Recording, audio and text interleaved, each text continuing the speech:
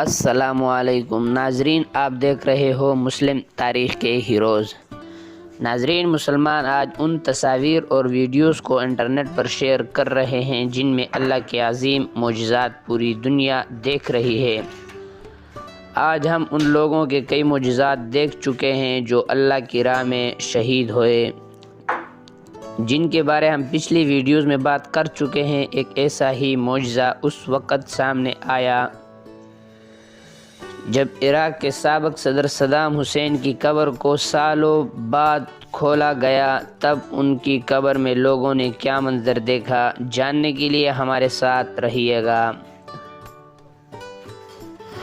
پچھلے 2 صدیوں میں اسلام مخالف قوتوں کے خلاف 2 مسلم لیڈر ایسے آئے جنہوں نے کفار کی آنکھوں میں آنکھیں ڈال کر چیلنج کیا، اسلام کے خلاف ان کی ہر چال ناکام بنا دی۔ ایک شخصیت سلطان عبدالحمید ہے، جن کی ذہانت اور اسلام سے عشق کی وجہ سے دشمنان اسلام سب سے بڑا خطرہ سمجھتے تھے، اور دوسری شخصیت عراق کے سابق صدر صدام حسین تھے۔ آج کی ویڈیو میں ہم عرب کے سب سے طاقتور لیڈر صدام حسین کی بات کریں گے،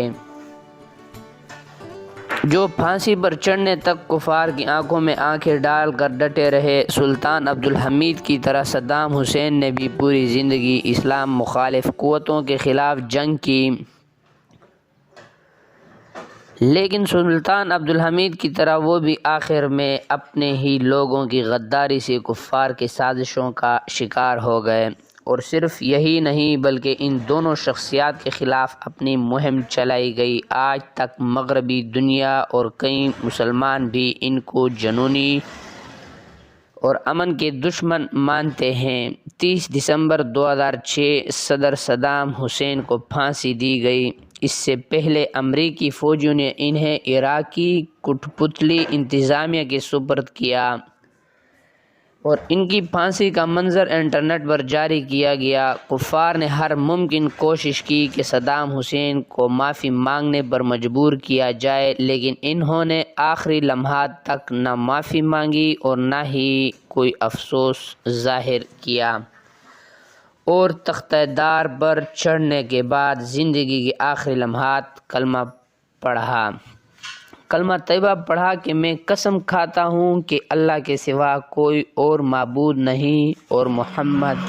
ان کے آخری الفاظ مکمل نہیں ہو سکے اور اس کے بعد وہ آخری سانس تک پرسکون۔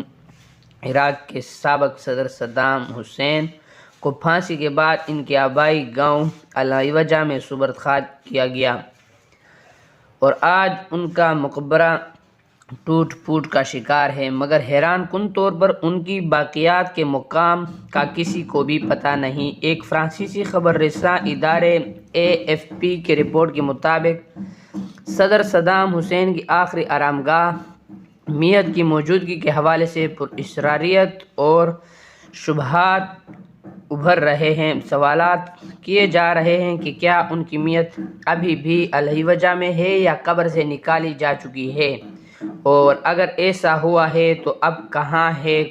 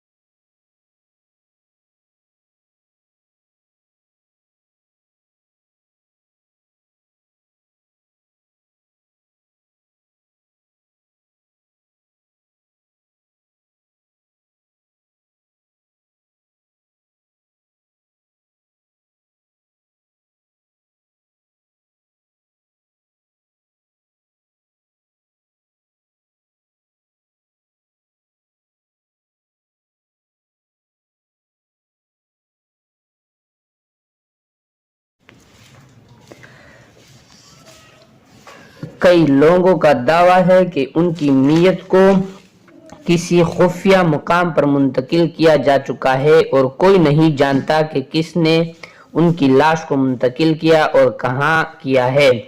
ان کا مزید کہنا تھا کہ اگر ایسا واقع ہوا ہے تو صدام حسین کا خاندان اس مقام کو خفیہ رکھنے کی ہر ممکن کوشش کرے گا۔